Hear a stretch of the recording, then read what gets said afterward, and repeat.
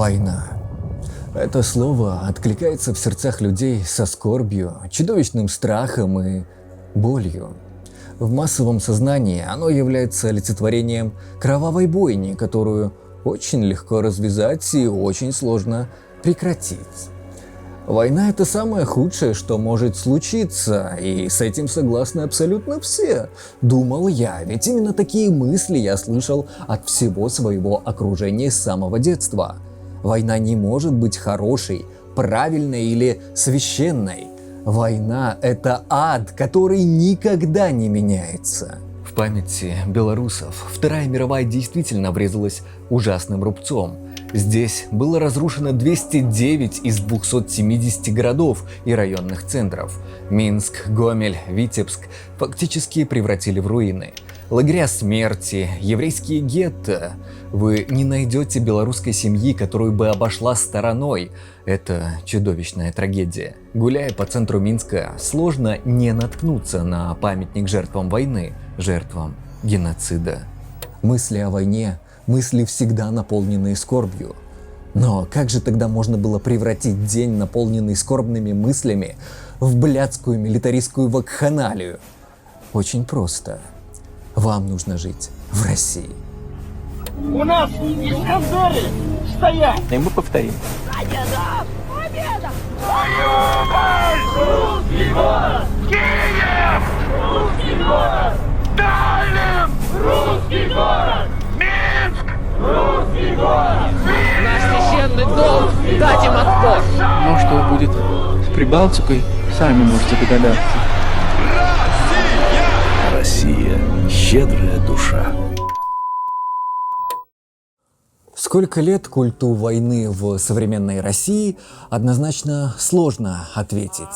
Но мы знаем, что термин «победобесие», который как раз и описывает милитаристский праздничный угар, предложил еще в 2005 году протоиерей Георгий Митрофанов. Разумеется, с 2005-го много воды утекло. В 2014-м Россия захватила территорию другого суверенного государства, развязала на его территории войну. Пропагандистская накачка населения возрастала пропорционально придушению свободы слова. Так что, смотря на парад того года, сложно представить, что сегодня хоть кто-то из демократического мира посетил бы подобные мероприятия страны-агрессора с ужасающим списком военных преступлений и прецедентов нарушения международного права. Так как же расцвел этот практически религиозный милитаристский культ? Как победобесие стало одной из главных пропагандистских скреп современной России? И почему именно 2005? Ну, для начала стоит сказать, что, как и у любого культа, у этого есть свои символы.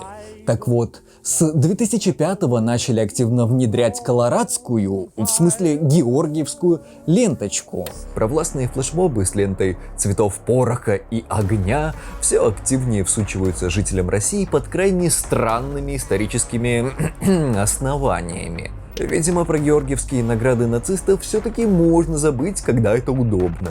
Доблестные крабовые палочки, колорадская водка. Для желающих обсосать победу можно найти даже победные леденцы. С момента аннексии Крыма и возникновения при поддержке России так называемых ДНР и ЛНР, эта ленточка также приобрела еще одно символическое значение – оккупация, терроризм и сепаратизм.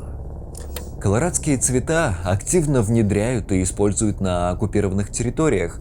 Это стало частью общей пропагандистско-сепаратистской повестки. Черный и оранжевый, дым и пламень. Промывка мозгов на оккупированных территориях сейчас идет с малых лет. Существует множество способов завязать георгиевскую ленту. Несложный вариант – молния. Спасибо дедушке за победу. Спасибо деду за победу, отлично.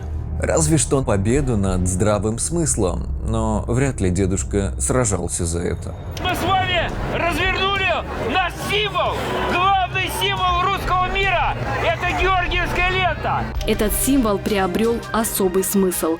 Стал олицетворением противостояния кампании украинского руководства по уничтожению памяти о нашей победе в Великой Отечественной войне. Ага. Так тщательно уничтожали память, что даже ввели День памяти. Еще при Порошенко в Украине установили 8 мая днем победы над нацизмом во Второй мировой. Вот только вместо ленты цвета воинственного пороха и пламени здесь используют стилизованный символ красного мака в память о жертвах войны. Вместо праздничного угара тут скорбь, а вместо бряцания оружием – почитание. Разница между средним украинцем, ну или средним белорусом и средним русским в том, что вместо гомоэротичного лозунга «можем повторить», о котором почему-то грезят многие русские гомофобы, И мы повторим. вы услышите «Ніколи знову» или «Ніколи знову». Причем эту мысль белорусы пронесли даже через весь тот фарс в виде воинских показов и добровольно-принудительных сгонов на попытки косплея путлеровских парадов режима Лукашенко. Дни второй недели мая – это дни, когда нужно помнить о том, что людям нужен мир, людям нужна жизнь, жизнь ценна. Это дни памяти о тех, кого война этой жизни лишила, а не дни имперского бешенства и милитаристской вакханалии. Если это то самое уничтожение памяти о победе, то единственная достигнутая победа тех, кто так говорит, победа над собственной человечностью. Собственно, культ войны затем и нужен. Принести в жертву человечность, сделать мысль о войне допустимой, легитимизировать агрессию. Уже в 2008-м победобесие обрело более явный символизм. Впервые за 17 лет вернулись на парад к 9 мая танки, истребители и ракетные комплексы. Военная мощь получает восхваление.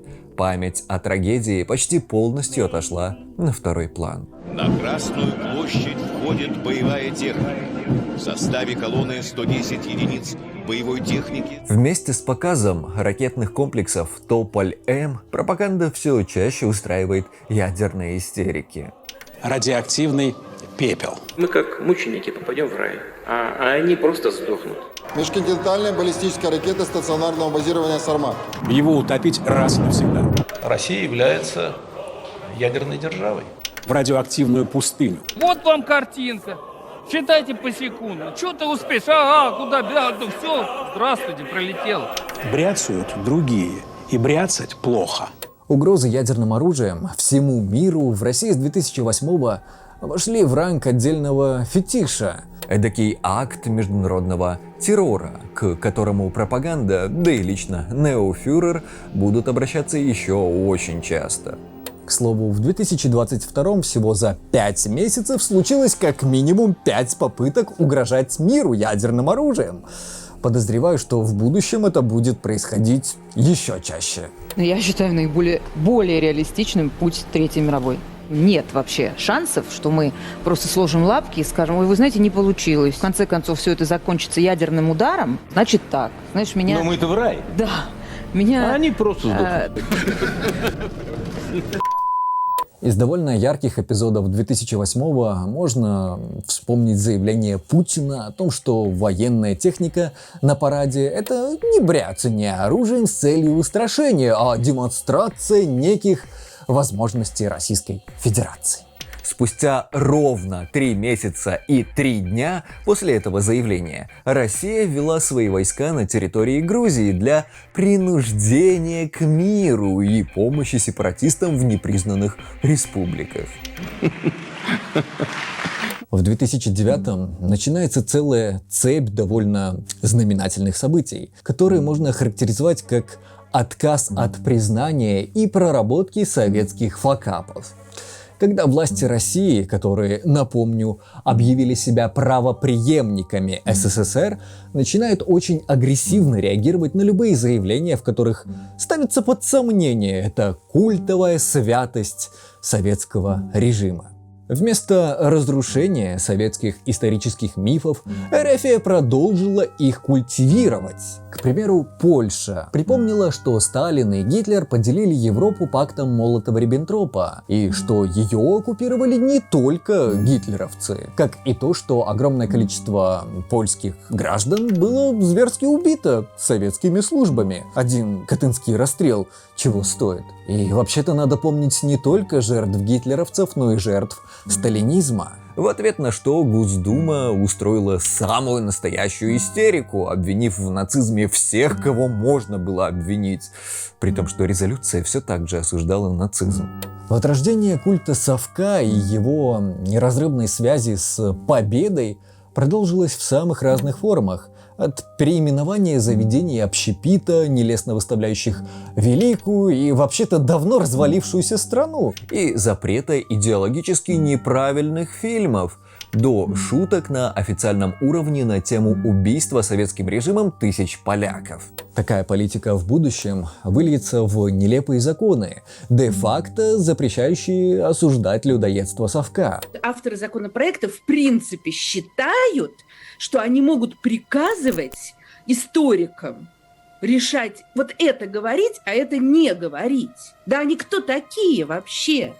В этом дивном новом русском мире очень не любят вспоминать, а зачастую и отрицают или преуменьшают значимость массовых расстрелов органами советской власти на фактически захваченных ими территориях, и наплевательское отношение к жизни советского солдата, и повальное мародерство, насилие с убийствами в отношении мирного населения Германии, и даже такое страшное событие, как Голодомор, ну или намеренное уничтожение, притеснение недостаточно русских языков и русификацию культур на своих территориях. Жители Украины, Белоруссии, стран Балтии или той же Польши, как и Казахстана, буряты и татары знают об этом не понаслышке. Культ Великой Победы превозносит то, что после Второй мировой под контролем русских большевиков оказалась половина Европы, что позволяет играть на имперских чувствах, отождествляя победу с географическим величием. В общем, образ безгрешного или грешно, но так было нужно и иначе никак, совка с 2009-го стал неотъемлемой частью победобесных скреп и инструментом международного шантажа. Мы находимся под Смоленском, на Катонском мемориале. Это место священное для многих поляков. Здесь стоит строительная техника, которая может снести этот мемориал. 2014 запомнился всем, кто хоть одним глазом следил за мировой политикой. Аннексия Крыма и создание сепаратистских формирований на территории Украины в момент свержения пропутинского лидера сложно забываются. Это были российские солдаты или нет? Это были местные силы самообороны. Местные Мы россияне. Силы самообороны. Провозглашенная и фактически устроенная Кремлем «русская весна» хоть и повлекла за собой некоторые санкции, падение уровня жизни и частичную международную изоляцию России, но вместе с тем сыграла на тех самых имперских чувствах. И, как выяснилось, имперство для большинства граждан РФ ценнее экономических потерь. Макдональдс вроде у нас пока не подорожал. Хорошо изучен так называемый Крымский консенсус, когда после совершения международного преступления, аннексии Крыма, российская власть вместо осуждения российского общества получила рекордно высокий уровень поддержки. И речь не только о тех самых крымнашистов. Многие творческие и политические элиты России показали свое лицо уже тогда. И, к сожалению, даже те, на кого возлагали надежды, как на альтернативу новому фюреру. Украинцам я сильно советую не обманывать тоже себя. Он останется частью России и больше никогда в обозримом будущем не станет частью Украины. После аннексии Крыма для режима Путина наступил золотой век авторитаризма. Охранительство военного культа стало даже гротескно комичным. Аресты и штрафы за неправильные танцы на фоне военных памятников и прочих скрепных мест, начавшиеся с 2015-го, погромы, например, в художественных галереях с экспонатами, чей посыл расходится с курсом партии, эксплуатация исторических военных мифов, которые опровергли даже в СССР. Затем было давление на неправильных историков, было и возрождение культа Сталина, причем не только на уровне госпропаганды, но и в общественном сознании. Было множество курьезов российской пропаганды, вроде распятых бандеровцами в домбленном Донбассе мальчиков. Но больше всего с телеэкранов звучало одно конкретное слово, когда упоминали Украину.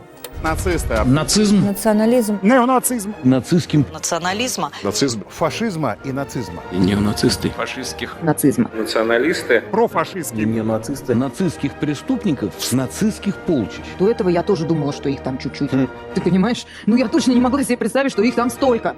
Этот подъем антиукраинской пропаганды сочетался с расцветом национально-патриотических, а по сути целиком рашистских организаций, во многих из которых числятся люди, аффилированные с властью.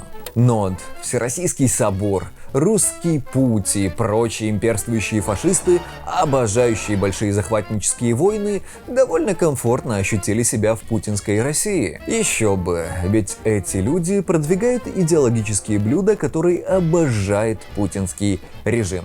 Например, русские всех стран, объединяйтесь. Вы не русские, вы что? Вы что, украинцы, вы жиды, что ли? Патриархат благо, гомофобия — это чудесно. Поганая толерантия на Западе. В культуре отмены оно превращается в обратную дискриминацию. То есть расизм наоборот. Повесточка. И моя любимая, армия делает настоящих мужчин. Настоящий мужчина всегда должен пытаться, а настоящая девушка всегда сопротивляться. В спальне жуткие следы насилия. Еще более комфортно начинают чувствовать себя различные военно-патриотические лагеря, где детям с малых лет заливают в голову военную пропаганду. Не втягивайте детей в политику, видимо, не работает, если вам нужно пушечное мясо, которое целыми подразделениями будет умирать за имперские амбиции на территориях других стран. Но если главный командир позовет последний бой, Лёва, мы с тобой. Учитывая, что ролик 2017 года, вполне вероятно, что кого-нибудь из его участников дядя Вова действительно позвал. А наши верные друзья — это флот и армия. С 2017-го провоенные акции, в которые втягивают даже воспитанников детских садов, приобретают популярность у директоров учебно-воспитательных учреждений. О комфорте и безопасности детей в подобных пропагандистских акциях, конечно же, никто не думает. Сегодня, во время вторжения России в Украину, детей все так же выстраивают в новые символы войны, а учебные заведения преисполнены милитаристской пропагандой. Но если мы не пойдем сейчас, не поддержим нашу армию, нашего президента, не пойдем до конца, то придут американцы, европейцы и нас победят, да?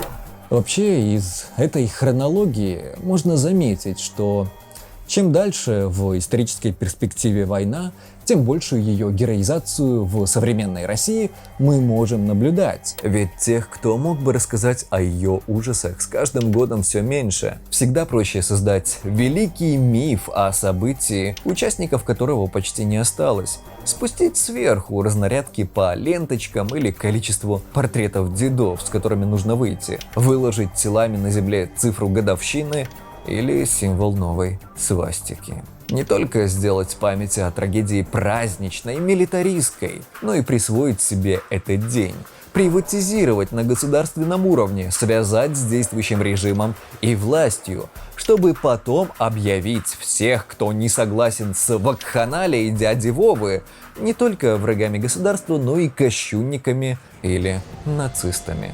Казалось бы, крайне примитивная манипуляция. Но если я что и понял после знакомства с российской пропагандой, чем примитивнее, тем лучше она сработает.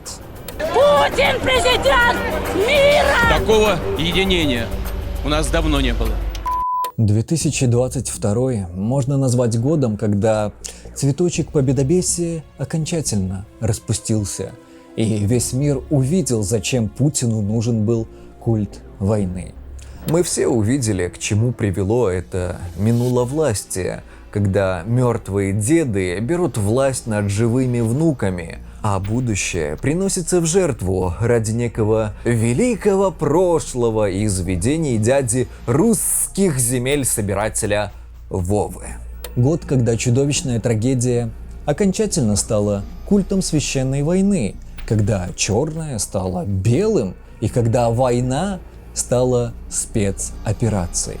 Но стоит отдать должное, победобесие неплохо справилось с промывкой мозгов россиян.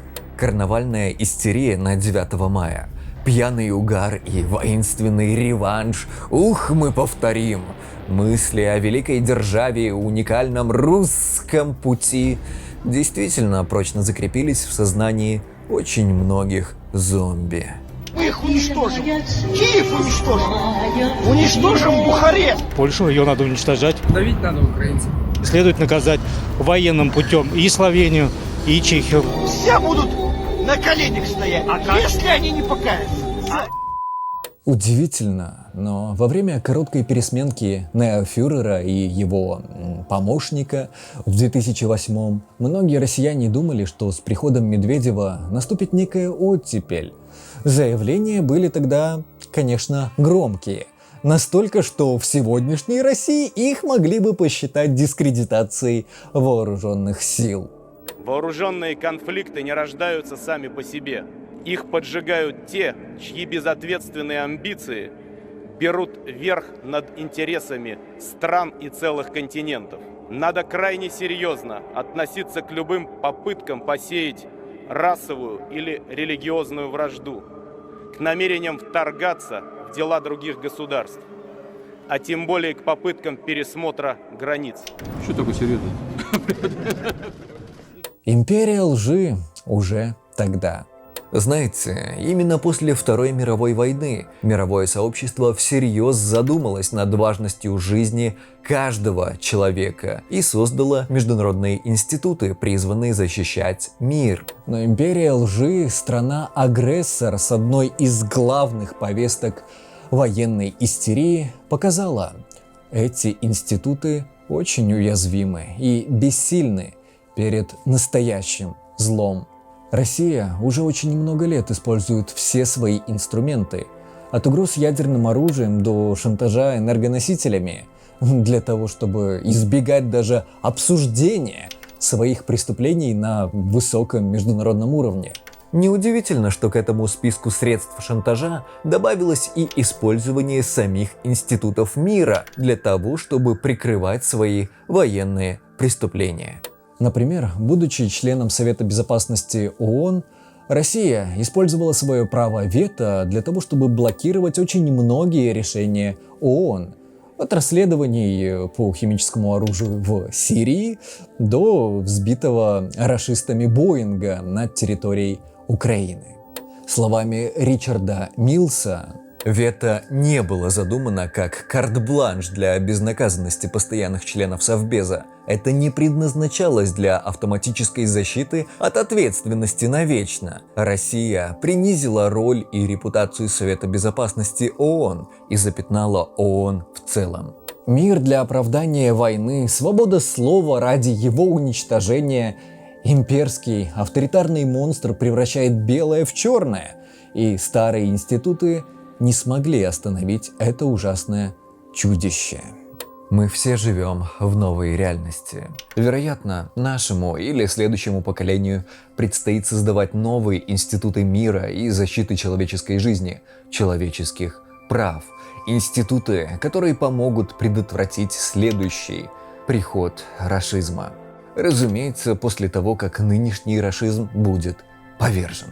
Мысли о Дне Победы наполнены скорбью, если вы думаете о людях, о судьбах, о миллионах покалеченных, миллионах убитых, миллионах людей, чья жизнь уже никогда не стала прежней. Любые мысли о войне должны идти рядом с Николи Сноу, иначе День Победы становится дном. За «можем повторить» скрывается реваншистская антизападная обида после распада великой державы, имперские амбиции и претензия на величие, которое никто не ценит. «Можем повторить» действительно повторилось. Повторился захват чужих территорий, повторилось вероломное нападение, повторились влажные мечты о блицкриге, которым не суждено было сбыться. Повторились массовые убийства ни в чем не повинных людей. Повторилось уничтожение городов. Повторились даже бомбежки Киева из той самой песни. Киев бомбили, нам объявили, что началась война. Повторился забор крови у военнопленных. Украинским военнопленным, которые сейчас находятся в плену Российской Федерации, в обязательном порядке, ну, конечно, если это позволяет им здоровье, стать донорами крови для наших вооруженных сил. Повторился вывоз зерна и продуктов с оккупированных территорий. Повторился диктатор и геббельсовская пропаганда. Повторяется этноцид. Повторились и символы. Фашистский эсминец. Фашистские эсминцы обозначались буквой Z.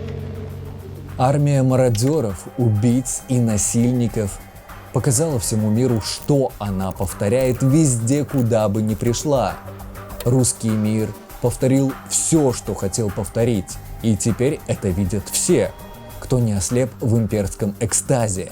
Все, чьи мозги не успели превратить в мозги зомби кремлевской пропагандой. Все, кто не застрял на этом победобесном дне.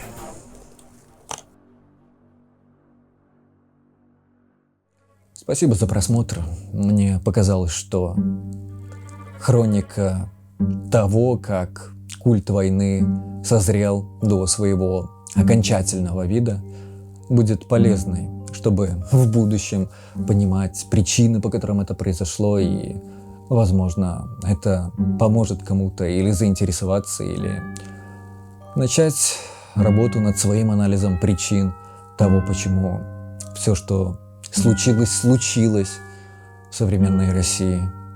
Это действительно огромный объем чудовищных военных преступлений, от которых Россия вряд ли отмоется в ближайшее поколение или два. Мне очень сложно говорить о том, что будет дальше, и вряд ли вам кто-то скажет однозначно. Но начиная с 2020 года уже ничего не будет как прежде, и я говорил эту фразу. Ничего не будет так, как было. И нам всем предстоит жить в этой новой реальности, по возможности оставаясь в ней людьми. Спасибо за просмотр и слава Украине!